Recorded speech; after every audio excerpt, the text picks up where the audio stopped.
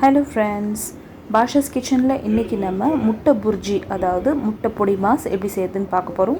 சப்பாத்திக்கு இது ஒரு சூப்பரான சைட் டிஷ் ரெசிபி. எப்படி செய்யறதுன்னு வாங்க பார்க்கலாம்.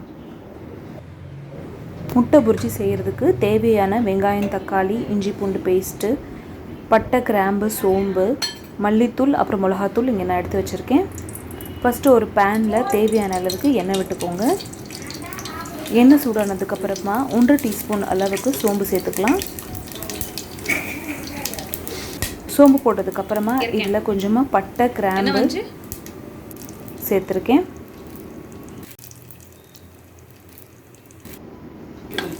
ஒரு 5லேருந்து 6 கருவேப்பிலை சேர்த்துக்கோங்க. பொடி பொடியாக நறுக்கி வச்சு 3லேருந்து 4 வெங்காயம் சேர்த்து எல்லாத்தையும் நல்லா வதக்கிக்கலாம்.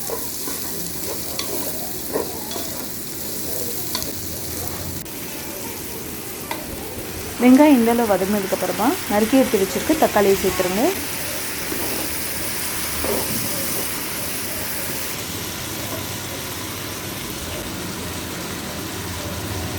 ஒரு டீஸ்பூன் அளவுக்கு மஞ்சத்தூள் சேர்த்துட்டு எல்லாத்தையும் நல்லா கலந்து விட்டுக்கோங்க.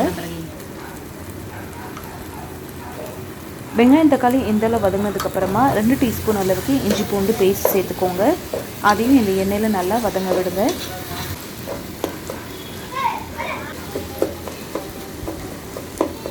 இஞ்சி பூண்டோட வாசனை போனதுக்கு அப்புறமா இதில் இப்போ நம்ம மசாலா பொடி சேர்த்துக்கலாம். மசாலாவில் நான் 2 டீஸ்பூன் அளவுக்கு தனியாத்தூள் சேர்த்துருக்கேன்.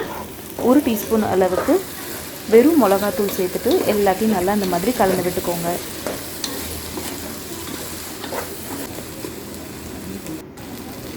மசாலாவோட பச்சை வாசனை போகிறதுக்காக கொஞ்சமாக தண்ணி விட்டு இப்போ இதை நம்ம ஃபுல் ஃப்ளேமில் ஒரு 5 நிமிஷம் கொதிக்க விடலாம்.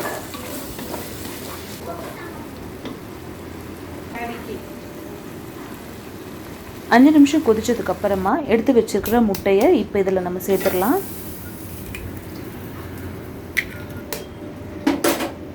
இந்த கிரேவிக்கு நீங்கள் 7லேருந்து 8 முட்டை தாராளமாக சேர்த்துக்கலாம்.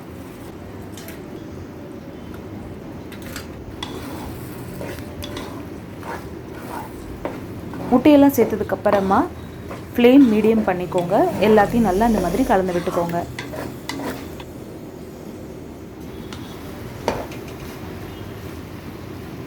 முட்டையை கிளற நல்லா நம்மளுக்கு ட்ரை ஆகிட்டே வரும்.